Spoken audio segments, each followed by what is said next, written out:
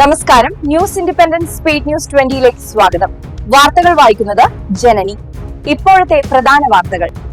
പാലസ്തീന് സഹായവുമായി പോയ ഐറിഷ് പൗരന്മാരെ നാടുകടത്തുമെന്ന് ഇസ്രായേൽ. 16 ഐറിഷ് പൗരന്മാരാണ് ഇസ്രായേൽ നാവികസേനയുടെ കസ്റ്റഡിയിലുള്ളത്.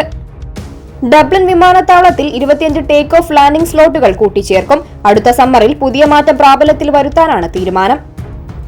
ജോലി വാഗ്ദാനം ചെയ്ത് വ്യാജ വിസയിൽ നഴ്സുമാരെ അയർലൻഡിലെത്തിക്കുന്ന സംഘങ്ങൾക്കെതിരെ മൈഗ്രന്റ് നഴ്സസ് അയർലൻഡ് തട്ടിപ്പ് സംഘങ്ങൾക്കെതിരെ കർശന നടപടി സ്വീകരിക്കണമെന്ന് MNI ആവശ്യപ്പെട്ടു.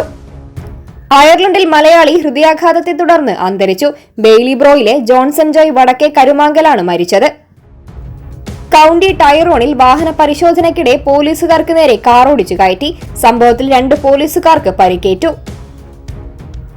വാട്ടർഫോർഡ് വിമാനത്താവളത്തിന്റെ വികസനത്തിനായി സുപ്രധാന വികസന പദ്ധതി. 30 മില്യൺ യൂറോ ചിലവാകുന്ന പദ്ധതിയുടെ വിശദാംശങ്ങൾ തിങ്കളാഴ്ച അധികൃതർ വാട്ടർഫോർഡ് കൌണ്ടി കൌൺസിൽ മുൻപാകെ സമർപ്പിക്കും.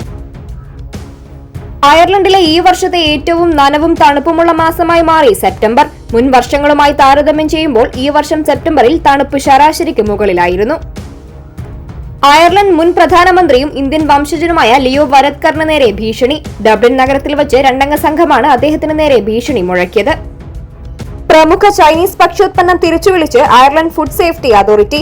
ബാസിലസ് സെറിയസ് എന്ന ഇനം ബാക്ടീരിയകളുടെ സാന്നിധ്യം കണ്ടെത്തിയതിനെ തുടർന്നാണ് നടപടി.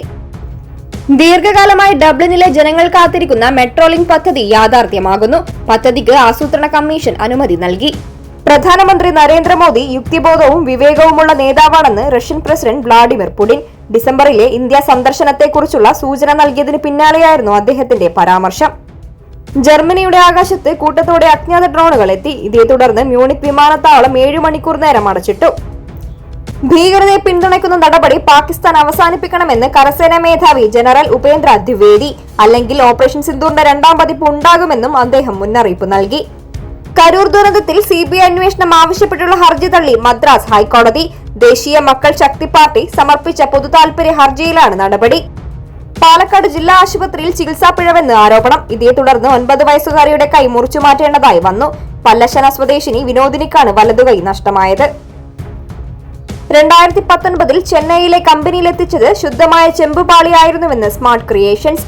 38 കിലോഗ്രാമുള്ള ആർട്ടിക്കിൾസ് ആണ് അന്ന് പ്ലേറ്റിംഗിലേക്ക് പോയിട്ടുള്ളതെന്നും കമ്പനിക്ക് വേണ്ടി അഭിഭാഷകൻ KV പ്രദീപ് പറഞ്ഞു. വനിതാ ക്രിക്കറ്റ് ടീമിന് രൂപം നൽകാനൊരുങ്ങി ഫിൻഗിൾസ് ക്രിക്കറ്റ് ക്ലബ്. അടുത്ത സീസണിലേക്ക് ടീമിൽ ചേരുവാൻ ആഗ്രഹിക്കുന്നവർക്ക് ക്രിക്കറ്റ് ക്ലബ്ബുമായി ബന്ധപ്പെടാം.